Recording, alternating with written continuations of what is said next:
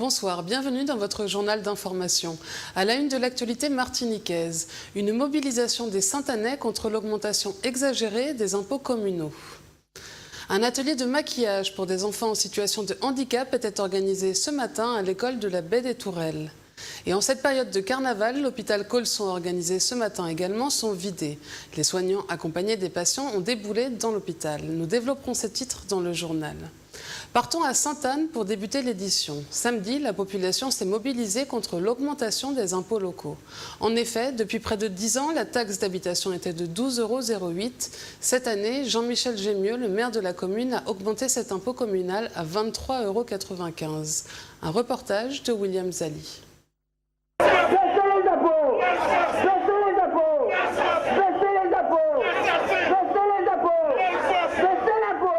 Baisser les impôts, c'est par ce slogan on ne peut plus clair que des administrés de Sainte-Anne regroupés en collectif ont manifesté leur mécontentement. En effet, le collectif contre l'augmentation exagérée des impôts a organisé samedi matin une marche de la Pointe-Marin au bourg de Sainte-Anne. Selon eux, la taxe d'habitation de la commune est passée d'un indice de 12,08 à 23,95, ce qui représente le doublement de l'impôt communal, un coup dur pour les contribuables sainte-annais. Je trouve que c'est inadmissible de payer autant d'impôts. Ma situation sociale se dégrade de plus en plus parce qu'on est dans une situation critique parce que moi je suis retraité et je constate que sur ma retraite on retire énormément de retraits. Alors forcément les impôts arrivent dans une situation critique. Pour le collectif, d'autres solutions permettaient d'éviter de taxer plus lourdement les habitants de Sainte-Anne. Il y avait d'autres moyens de recettes. Vous avez l'entrée du parking à la Pointe-Marin qui est libre, à tout accès.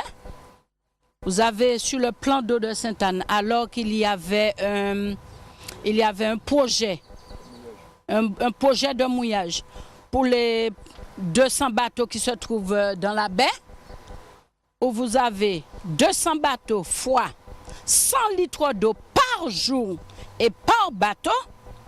Faites le calcul. De l'eau potable qui est prise à la Pointe-Marin, gratuitement sur le dos des contribuables. Pour le collectif contre l'augmentation exagérée des impôts, le combat n'est pas fini. D'autres actions sont à venir. Parlons du carnaval qui a commencé hier lors du défilé à Fort-de-France et de la première sortie du Vaval. Ce matin, l'hôpital Colson organisait son vidé. Soignants et patients se sont rejoints à la fête dans l'hôpital. Un reportage de Jean-Pierre Zabulon.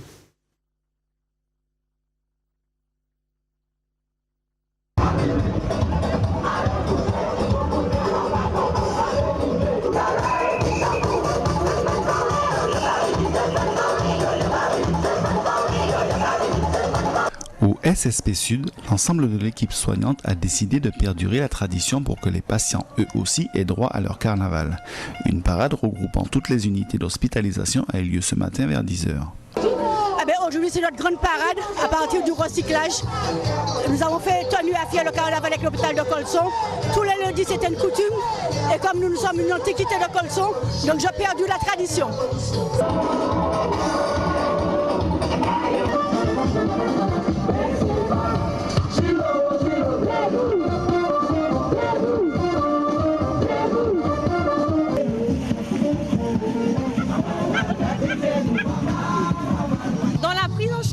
Thérapeutique, il n'y a pas que les traitements.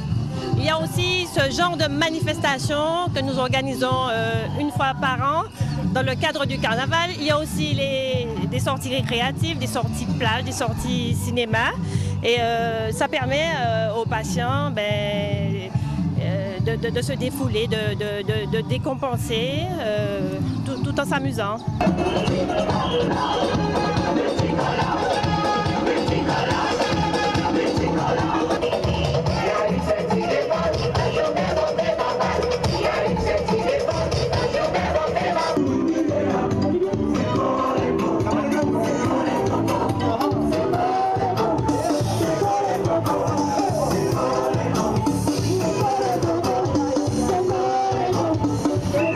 Et oui, le carnaval peut donc aussi servir de thérapie.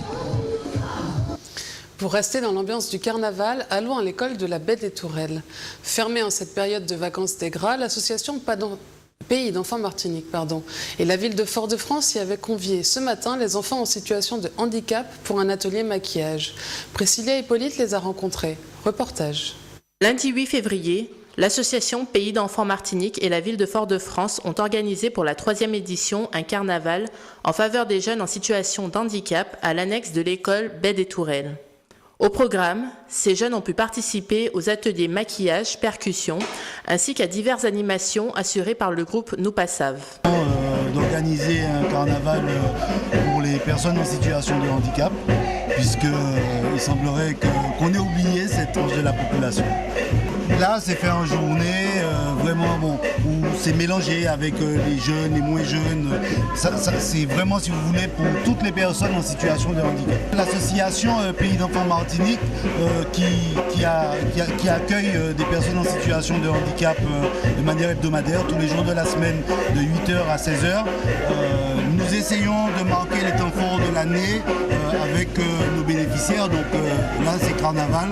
Ben voilà, il fallait faire quelque chose dans ce cadre-là avec eux. Ma mission dans la structure, c'est faire des activités en encadrant les jeunes enfants.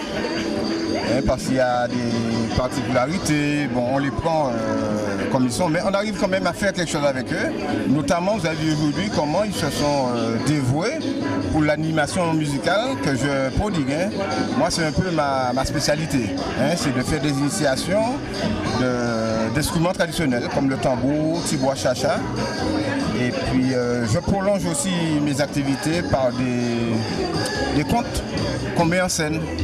On fait la mise en scène des contes. On a déjà essayé, mais c'est en train de, comme un grain qu'on a semé, puis c'est en train de pousser là, de germer et puis de pousser. Cette demi-journée a eu pour objectif de favoriser la rencontre interinstitutionnelle, de permettre l'échange avec d'autres jeunes et de faire vivre à ces jeunes en situation d'handicap un moment culturel et d'épanouissement. Revenons à Fort-de-France. Samedi, le maire de la ville, Didier Laguerre, rencontrait le SDIS, le service départemental d'incendie et de secours.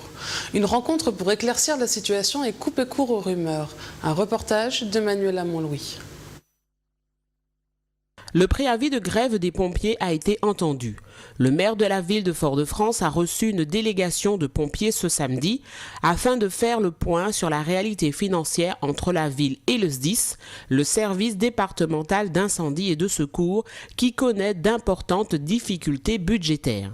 En effet, le salaire des pompiers du mois de janvier n'a pas été versé et les moyens mis à leur disposition sont insuffisants. Tous les comptes qui m'ont été présentés au SDIS, et comme lui il est au conseil d'administration, il a le même niveau d'information que moi. Tous les comptes qui m'ont été présentés, il n'y a pas ce problème-là. Le vrai problème qu'on a, c'est que lorsqu'on regarde, je connais ça aussi à la mairie de Fort-de-France, quand vous regardez l'état des besoins qui remontent des acteurs de terrain, et puis que vous regardez en face les recettes que vous avez, vous êtes obligé de faire des soustractions. C'est-à-dire de vous poser la question, qu'est-ce qu'on fait cette année? Ou plus précisément, qu'est-ce qu'on ne fait pas cette année? Est-ce qu'on va renouveler les bottes ou est-ce qu'on va renouveler ou est-ce qu'on va changer les équipements en matière de pansement pour qu'il n'ait pas à déchirer des draps? C'est à ce niveau-là que ça veut dire, et quand vous faites ça chaque année, ça veut dire que vous êtes sous-financé. Ça veut dire que vous êtes sous-financé. Maintenant, vous ne pouvez pas, moi je dis, vous ne pouvez pas aller taper chez les communes pour leur dire de financer davantage. Surtout quand elles financent déjà trop. Et je répète, dans d'autres régions, il dit en Guadeloupe c'est 62 € par habitant, en Martinique c'est 37 €. Cherchez les voilà. Comme on s'y attendait, on a toujours les mêmes réponses. Les mairies sont essoufflées et les cotisations ne pourront pas être augmentées et donc ne sont pas réglées dans les temps. Ce qu'on demande, ce n'est pas au maire de payer, ça c'est pas de notre ressort, ça appartient au président du SDIS. Nous ce qu'on demande, c'est que les politiques puissent s'asseoir et nous donner des solutions sur le moment pour le secours martiniquais. Une réunion entre les pompiers et le SDIS s'est tenue aujourd'hui. Si aucune réponse satisfaisante n'est apportée, le préavis de grève des pompiers prendra effet le jeudi 11 février. Comme chaque année, Zouk Télévision organisait le déjeuner dansant du Dimanche Gras. Un déjeuner dansant qui est organisé au restaurant Le Marinois à Rivière-Pilote. Le groupe Sapoti Créole y a joué toute l'après-midi pour le plaisir du public. Un reportage de William Zali. Et une rencontre pour clôturer cette édition. Géronie, Saint-Maritaine, est marchande de thé. Cela fait 8 ans qu'elle vend des feuilles de différentes plantes pays qu'elle cultive. William Zali l'a rencontrée sous le marché couvert de Fort-de-France. Reportage. Géronie est avant tout une vendeuse de fruits et légumes au grand marché couvert de Fort-de-France. Mais depuis 8 ans, elle a un regard particulier sur nos feuilles de thé. Pour combattre une mauvaise grippe, des maux de tête, se rafraîchir et que sais-je encore, Géronie connaît tout un parterre. Elle est de la commune de Sainte-Marie et nous aide à mieux la découvrir. Pour les fruits et légumes, ça fait plus de 30 ans. Mais là, dans ça fait au moins 8 ans que je fais ça. Oui, ça fait 8 ans que je fais les feuilles de thé. Mais je faisais les fruits et légumes avant. Et comme j'aime tellement le thé, alors je me suis mise dedans. Mes enfants m'accompagnent, ils viennent parfois m'aider, mais tu sais, les enfants n'aiment rien. Mais quand même, je les oblige à venir apprendre un petit peu, parce que la culture part, et ils ne veulent pas apprendre. Et maintenant, c'est ça c'est les plantes qui sont demandées maintenant, parce que tu ne trouves plus les plantes comme avant. Et avec la médecine qu'il y a maintenant, les gens se reposent sur les plantes. J'ai acheté du marron noir. C'est pourquoi? C'est pour l'estomac, c'est pour son estomac. Elle a son mal à l'estomac, elle cherche du marron noir. Tiens, c'est pour son estomac. 4 €. C'est pour l'estomac, ça? C'est pour l'estomac. Ah, tiens.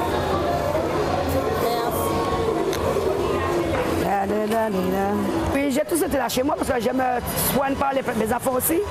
Mais j'ai des jeux de la campagne qui m'apportent du thé parce que j'ai pas tant de thé tous les jours pour donner à tout le monde tous les jours. Surtout là maintenant avec le Zika qui court, on peut prendre du quina, on peut prendre un peu de basilic, herbe à verre, patchouli. C'était déjà du patchouli de la tumbo. Hein? Ça c'est le capillaire jaune qu'on ne trouve pas facilement. Je ne connais pas, tu connais le capillaire jaune.